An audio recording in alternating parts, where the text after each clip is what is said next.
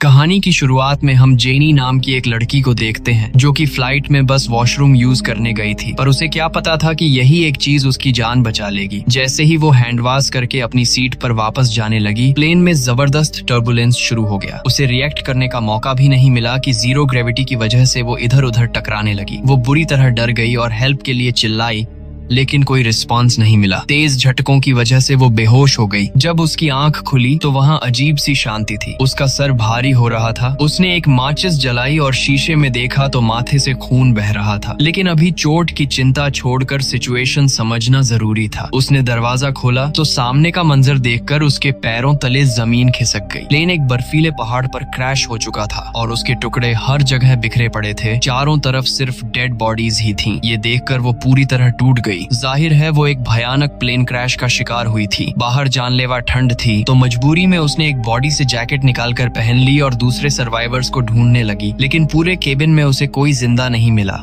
वो मायूस होकर चिल्लाने लगी,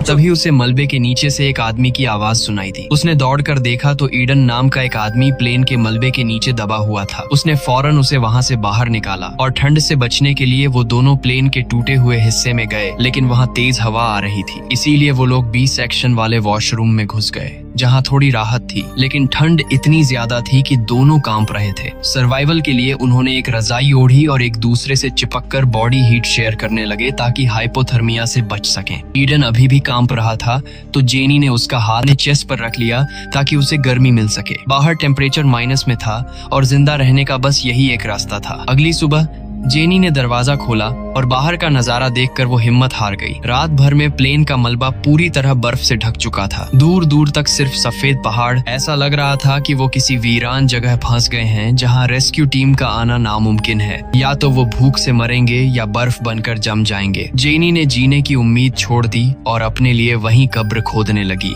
तभी उसका साथी आया और उसे समझाया। उसने कहा, हिम्मत मत हारो, अपनी फैमिली और शहर की लाइफ के बारे में सोचो। अगर तुम मर गई तो उनका क्या होगा। उसकी बातों से जेनी को थोड़ा हौसला मिला। लेकिन तभी एक और बर्फीला तूफान आने वाला था। ईडन ने सजेस्ट किया कि यहाँ रुकने से मौत पक्की है, हमें पहाड़ से नीचे उतरना चाहिए, शायद नीचे कोई बस्ती मिल जाए। जेनी को लगा कि इस मौसम में बाहर निकलना मतलब खुदकुशी करना है, इससे अच्छा यहीं वेट करे। लेकिन ईडन नहीं माना और अकेले ही निकल पड़ा। जब जेनी ने देखा कि वो जा रहा है तो उसे अपनी पुरानी यादें आईं और उसे लगा कि यहाँ अकेले रुकना बेवकूफी है। उसने जैकेट ठीक की और उसके पीछे चल दी। यहाँ से उनकी असली स्ट्रगल शुरू हुई। चलते चलते वो पहाड़ के किनारे पर पहुंचे। नीचे जाने का वही एक रास्ता था, एक सीधी खड़ी चट्टान। नीचे हजारों फीट गहरी खाई थी। जेनी को बचपन से ऊंचाई से डर लगता था, उसके लिए ये नामुमकिन सा था। नीचे उतरते वक्त उसका पैर फिसला और वो गिरने ही वाली थी कि ईडन ने टाइम पर उसका हाथ पकड़ लिया। इसके बाद वो लोग फूंक फूंक कर कदम रखने लगे। कई घंटों की मशक्कत के बाद वो आधा रास्ता उतर चुके थे, लेकिन आगे रास्ता और भी खतरनाक था। जेनी एक बड़ी चट्टान के पास अटक गई। नीचे खाई देखकर उसके पैर जम गए। ईडन ने हाथ बढ़ाकर उसे खींचा। जेनी ने डर को काबू में किया और किसी तरह वो हिस्सा पार कर लिया। लेकिन आगे एक और मुसीबत थी, रास्ता बंद था। इसका मतलब वो दोनों चट्टानों के बीच फंस चुके थे। जब वो पूरी तरह निराश हो गए तभी लड़के ने एक रिस्क लिया। उसने अपना बैग नीचे फेंका और एक पेड़ के सहारे नीचे कूद गया। पेड़ की डालियों ने उसे बचा लिया और वो सेफली लैंड कर गया। फिर उसने जेनी को कूदने का इशारा किया।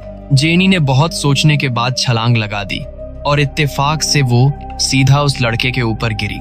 अच्छी बात ये रही कि दोनों को चोट नहीं आई। इसके बाद उन्हें लगा अब सब ठीक होगा। लेकिन जिस जगह वो उतरे थे वो पूरी तरह से वीरान थी। जहाँ दूर दूर तक सिर्फ पहाड़, कोई इंसान का नामो निशान नहीं। भूख और ठंड से वो बेहाल थे, लेकिन जीने की जिद में वो चलते जा रहे थे। कुछ देर बाद वो एक और पहाड़ पर पहुंचे। ईडन को सामने एक गुफा दिखी। वो जेनी को बताने ही वाला था कि पीछे से एक भयानक लैंडस्लाइड आ गया। टनों बर्फ उनकी तरफ आ रही थी। जेनी ये देखकर फ्रीज हो गई और बर्फ के नीचे दब गई। ईडन टाइम पर गुफा में घुस गया। उसने बाहर आकर पागलों की तरह हाथों से बर्फ खोदना शुरू किया। थोड़े ही देर बाद उसने जेनी को बाहर निकाला और गुफा में ले गया। काफी घंटों बाद जेनी को होश आया। पिछले कुछ दिनों से साथ रहकर और मौत को इतने करीब से देखकर उन्हें एक दूसरे से प्यार हो गया था। उन्होंने वहीं उस गुफा में अपनी फीलिंग्स कन्फेस की और एक दूसरे का साथ निभाने का वादा किया। प्यार की ताकत से उनमें नई एनर्जी आ गई और वो फिर से सफर पर निकल पड़े। उन्होंने कई पहाड़ पार किए और फाइनली ऐसी जगह पहुंचे जहां बर्फ कम थी। मौसम भी थोड़ा गर्म हो गया था। उन्हें लगा कि बच जाएंगे।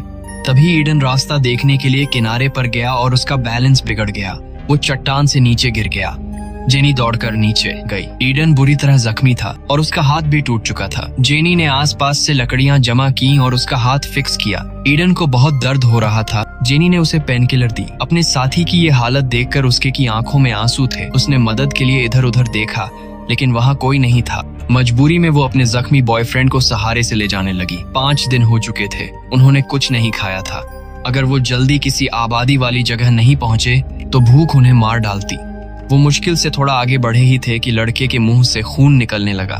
जेनी ने चेक किया तो देखा उसके पेट पर गहरी चोट के निशान थे। उसे इंटरनल ब्लीडिंग हो रही थी। ईडन को समझ आ गया कि अब वह नहीं बच पाएगा। वो जेनी पर बोझ नहीं बनना चाहता था, इसलिए उसने उससे कहा कि वो उसे छोड़कर चली जाए। जेनी उसे छोड़ना नहीं चाहती थी, लेकिन वो जानती थी कि अगर वो दोनों वहां रुके तो दोनों मारे जाएंगे। भारी मन से उसने लड़के को वादा किया कि वो रेस्क्यू टीम लेकर वापस आएगी और वहां से निकल पड़ी। भटकते भटकते वो एक जंगल में पहुंच गई। तभी उसे कुछ अजीब आवाजें सुनाई दी। उसने देखा कि एक भूखा भेड़िया उसे घूर रहा है। जेनी को देखते ही भेड़िए के मुंह में पानी आ गया। जेनी जान बचाकर भागी और एक पेड़ पर चढ़ गई। भेड़िया नीचे ही घात लगाकर बैठ गया। जेनी ने पेड़ की एक डाली तोड़ी और भेड़िए को मारकर भगा दिया। जैसे ही भेड़िया दूर गया वो नीचे उतरी और उल्टी दिशा में भागने लगी, लेकिन चालाक भेड़िया फिर से पीछा करके आ गया। हड़बड़ाहट में जेनी एक पेड़ से टकराकर गिर गई।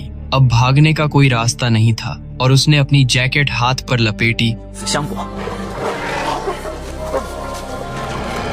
उसके पास एक छोटा चाकू था। एक खूनी झड़प के बाद उसने उस जानवर को मार गिराया। वो पहले से ही कमजोर थी और इस लड़ाई ने उसे पूरी तरह तोड़ दिया था, लेकिन वो अपने प्यार के लिए रुकी नहीं। गिरते पड़ते चलती रही और आखिरकार एक सड़क पर पहुंच गई। वहां पहुंचते ही वो बेहोश होकर गिर पड़ी। जब उसकी आंख खुली तो वो हॉस्पिटल के बेड पर थी और उसकी माँ उसके पास थी। उसे पता चला कि बेहोश होने के बाद एक ट्रक ड्राइवर ने उसे देखा और हॉस्पिटल पहुंचाया। और सबसे अच्छी खबर ये थी कि उसका बॉयफ्रेंड भी जिंदा था और बगल वाले वार्ड में था। असल में अलग होने से पहले उस लड़के ने एक नोट लिखकर जेनी की पॉकेट में डाल दिया था। हॉस्पिटल में नर्स को वो नोट मिला।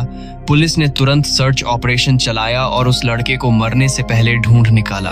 रिकवर होने के बाद वो दोनों फिर से उसी पहाड़ पर गए जहां वो मिले थे। उन्होंने एक दूसरे का हाथ थाम लिया, ये सोचकर कि लाइफ कितनी अनप्रिडिक्टेबल और खूबसूरत है। इस हादसे ने उन्हें और मजबूत बना दिया था और इसी के साथ इस कहानी का एंड हो जाता है।